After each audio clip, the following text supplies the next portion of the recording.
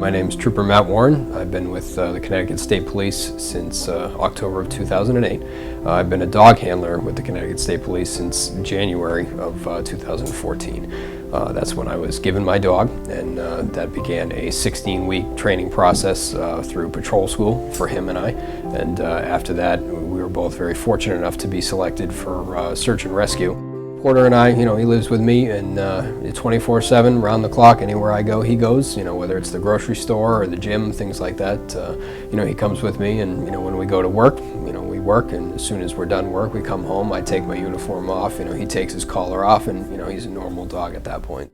And new tonight at 6, a state police canine has been injured at a fall at Rocky Neck State Park while searching for a missing woman. Police say canine Porter was helping with that search last night. We were looking for a suicidal female. She had made mention to her girlfriend at the time, as well as her peers, that she wanted to end her life, and that she had been at Rocky Neck State Park earlier in the day. And we got called out. Unfortunately, at the time, I was the only search and rescue unit available within the area. So Porter and I commenced our usual off-leash hasty search of the area, and Porter actually came across and hit on the actual wine bottle that she'd been drinking earlier in the day. And we continued our search, which led us to a kind of a rock building which goes up about 25 feet in the air, its foundation. And Porter and I traversed that eventually, and at the top of it, Porter caught scent of something, and unfortunately it's 11:30 at night by that time, completely dark, and he's a little farther ahead of me at that point, and when he caught scent, he went over the ledge, and he dropped between 20 and 25 feet to his injury that he's suffering from now. I was recommended to Dr. Knapp through a physical therapist up in Colchester, Connecticut, who's phenomenal here at the facility, and I contacted Andrea, and they basically came with this incredible way of making this happen for him and for all of us involved.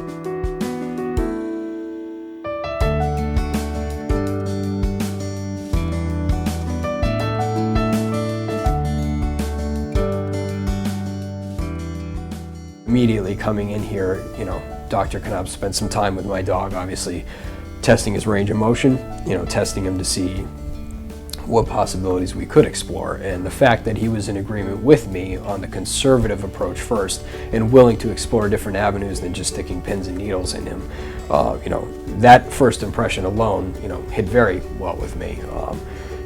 He is my partner. We do work together as a team and as a unit, but he also does live with me as a dog, as a pet, so he's basically a 4-year-old child to me. What we're doing is we're actually going into the hip or into the femur, and we're doing this fluoroscopically, so it's a real-time x-ray, so we can actually look and see. I'm guiding a needle right now to make sure I'm going into the location. This is where we're going to be getting the stem cells from, is right in through here. So we do all this through a little keyhole, so we just make a little punch, a little nick in the skin. You take a needle and glide it into the femur, we'll pull the stem cell down and bone marrow out. So we collect bone marrow from the femur, we place it in a concentrating device, and we spin it in a centrifuge for 10 minutes at 3,600 RPMs, separates into 2 layers. We remove the plasma, and then we take the very small portion of the top layer of the stem cells, and then we set that aside. For the blood, we collect blood from the jugular vein, we put it in the first concentrating device, and we spin it at 1 minute at 3,600 RPMs. Then we'll separate into 2 layers. We'll remove that and place it in a second concentrating device. We'll remove all but 4 mLs, and then the 2 will get combined just prior to injection.